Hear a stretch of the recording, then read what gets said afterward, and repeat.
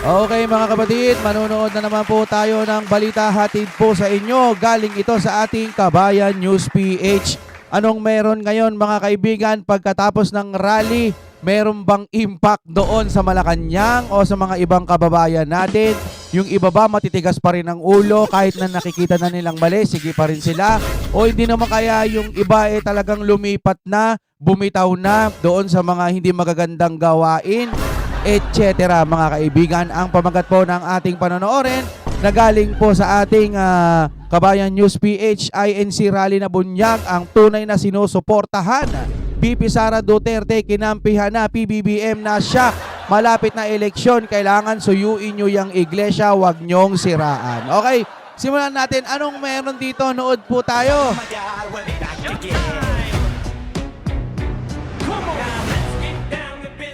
Kung mabagal lang inyong internet, nandiyan po sa aking ilalim ang Fiber ni Juan. Baka available na yan sa inyong lugar.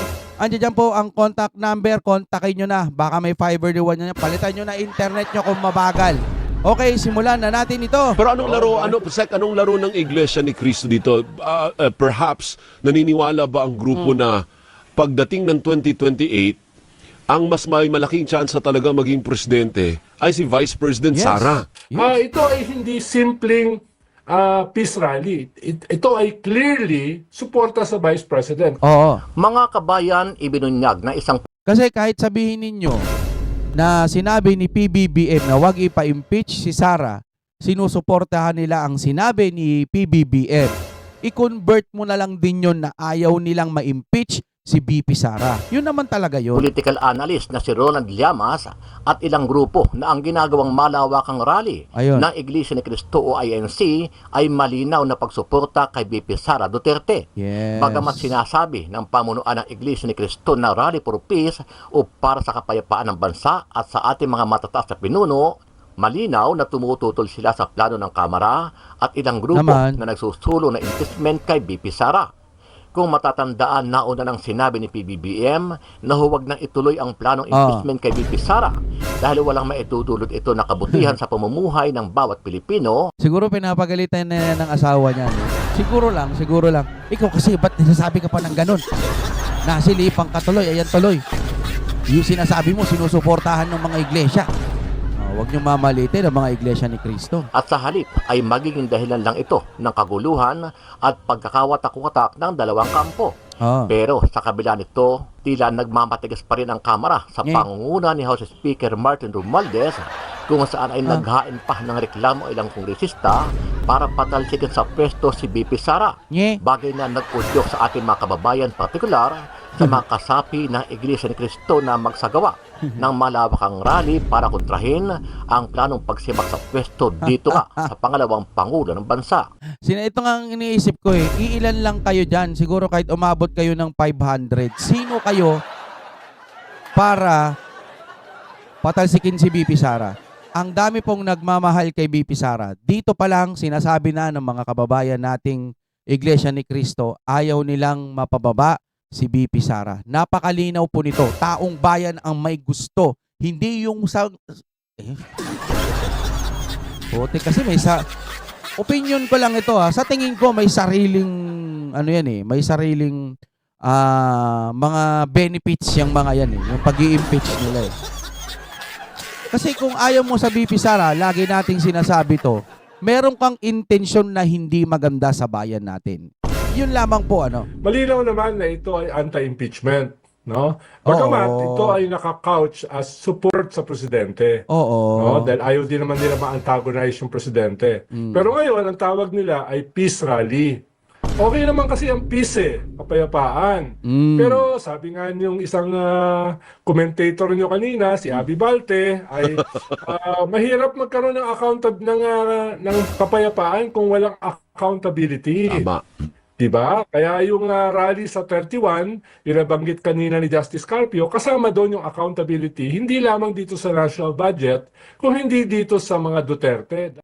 Ayon pa kay Llamas, isa rin sa mga nag-udyok sa mga kasapi ng INC para mag-rally ay ang tumitinding galit ng mga ito sa ating gobyerno sa pamumuno ni PBBM. dahil sa tila sunod-sunod na pag-atake ng pamahalaan Oo. at kaalyado ito sa pamilya ng mga Duterte, kabilang na nga dito si VP Sara.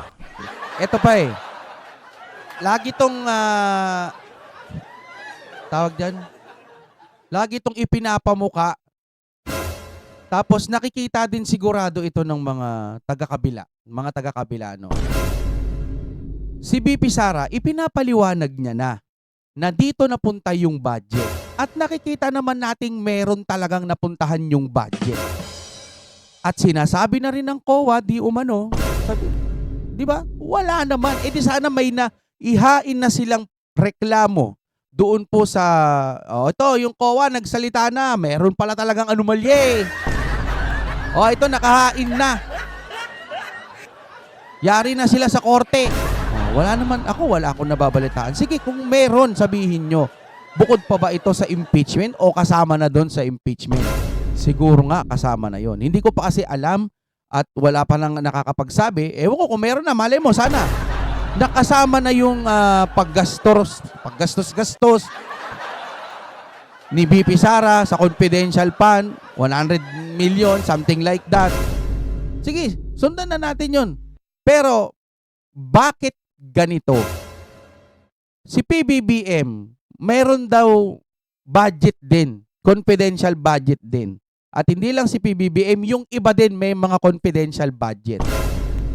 Bakit ayaw ninyong tanungin din kung saan napunta yung budget nila? Ang lagi nyo lang din sinasabi, di magreklamo kayo. Paano irereklamo? Sila yung mga nakaupo. Sila yung nagluluto. Paano? Di ba? Ang dami nga natin naririnig, labag sa konstitusyon. Pero kung labag sa konstitusyon yung mga pinaggagawa ng mga taga-kabila, paano sila masasaway? Sinasabi na rin dati natin to, no? Ay, mali yung Tagalog ko. Sinasabi na rin natin dati, sino ang pwedeng lapitan para sabihin, oy, labag na yung konstitusyon nila? Lagi na lang bang pag may nai-interview, maririnig natin, oy, labag yung pag-contempt. Oy, labag yung ganire, labag yung ganito. Na ayon sa konstitusyon, labag yung ginawa nila. Okay, pinaliliwanag nila, labag nga. Pero paano? Sino ang pwede nating lapitang ahensya ng gobyernong patas para lang sawayin na lumalabag na sila sa konstitusyon? Yun lamang po ang akin eh. Kaya, paano? Ang lakas-lakas nila ngayon sa totoo lang. Diba, walang nakapigil sa pagbibigay po ng ayuda.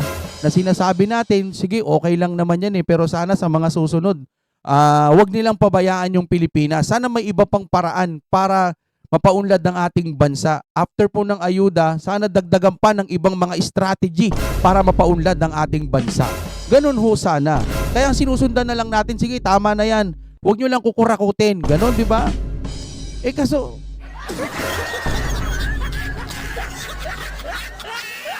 ang sakit sa bangs. Tulingan muna natin mga kaibigan. Pero isa rin kasing bahagi, medyo galit sila sa gobyerno. No, halimbawa, yung kanilang tao, si Congressman Marcoleta, natanggal sa lahat ng committee dahil dinepensahan niya si Sara. Medyo di ba? Pinagtatagal mo si VP Sara, tanggalin na kita sa committee muna sa lahat ng committee Di ba? Tama naman yung sinasabi ni Marcoleta. Wala namang mali sa mga sinasabi niya. galit sila ron. At siguro, iba pang mga kadahilanan kung bakit sila galit.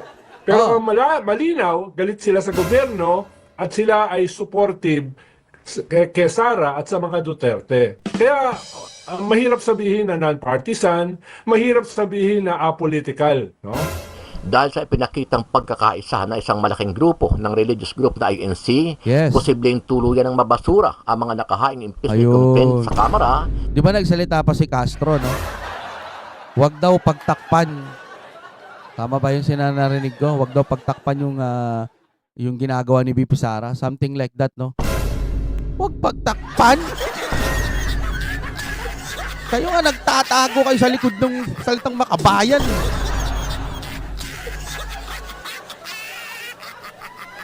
Hay nako, mga kaibigan. Salamat pa rin at meron tayong mga bukasang kaisipan. Salamat na rin kahit papano dahil nandiyan dyan ang Iglesia ni Cristo. pinapatunayan lang ng mga iglesia ni Cristo na kapag, ito sarili ko lang pananaw, na kapag may nangyaring hindi maganda kay BP Sara, machichennilin chuba-chuchu kayo. Diba? Biruin mo, imagine mo lahat ng yung ang daming umaten tapos nung umalis sila, ang linis. Grabe, ang galing nun. Pinabilib ako ng mga kababayan ho natin. Iglesia ni Cristo, para ano sila disiplinado, di ba? Imagine mo yung mga yun, lahat yung nakaharap sa Malacanang nakikiusap. Na si BP Sara, wag i-impeach. O kaya nandoon sa House of Representative, no? Iglesia ni Cristo, Katoliko, at marami pang iba, sabihin na natin. Kung lahat yan sabagay, Iglesia ni Cristo pa lang, winner na eh. GG na sila, di ba? Laban dito kay BP Sara. Ibig sabihin, pumapabor ang grupo at napakarami natin mga kababayan na itigil na ang planong impeachment kay BP Sara dahil sa lalong magiging magulo ang bansa, partikular ang buhay ng Tamo, mga bata pa tong mga to. Hindi naman sa inuusgahan ko kayo. Pero kung baka napaliwanagan, ito totoo, yung mga may hawak na BP Sara, ano ba, napaliwanagan kayo? Naakala nyo, yun na yung tama, Si BP Sara gumastos ng ganito. Tapos yung presidente ba, sinabi ba sa inyo kung gaano kalaki yung budget? Yung confidential budget, sinabi rin ba sa inyo? Hindi, no? BP Sara lang. Consistent. Nakakahiya. At sa mga ibang kuya naman natin, mga nasa kabila, ginagalang natin yung inyong mga opinion, pero nagtataka lang ako bakit hindi nyo pa rin makita? Hindi nyo pa rin ba talaga nakikita? BP Sara, yung mga BP Sara, ginastos, confidential fund, hindi masabi.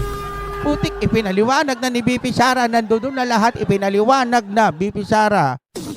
Ginastos pa rin ng confidential fund, ayaw magpaliwanag. Pinapaliwanag na nga, ang dami ng mga video, lumalabas na nga eh. Nandoon na nga sa channel niya, tsaka naglabas ng part 1, part 2, part 3. BP Sara, gigastos confidential fund pa rin. Anong meron naman yan? Mag-search ka lang, Google, ano bang nagawa ng mga Duterte sa confidential fund? Sa Davao City, tapos Duterte, sa buong Pilipinas. Ang taas ng rating, alam mo kung bakit lagi ako nag-uulit-ulit dito? May mga bagong viewers kasi tayo na nakikinig na nai-impluwensyahan natin na ang Duterte hindi po masasamang tao. Kung magbantaman sila, para yun sa siguridad mo, security mo. Halimbawa, nung ating Tatay Digong, di ba, natakot po yung mga durugista. Nagsitalsikan po yung mga adik-adik. Nagbagong buhay po sila. Yung iba nga lang nategi.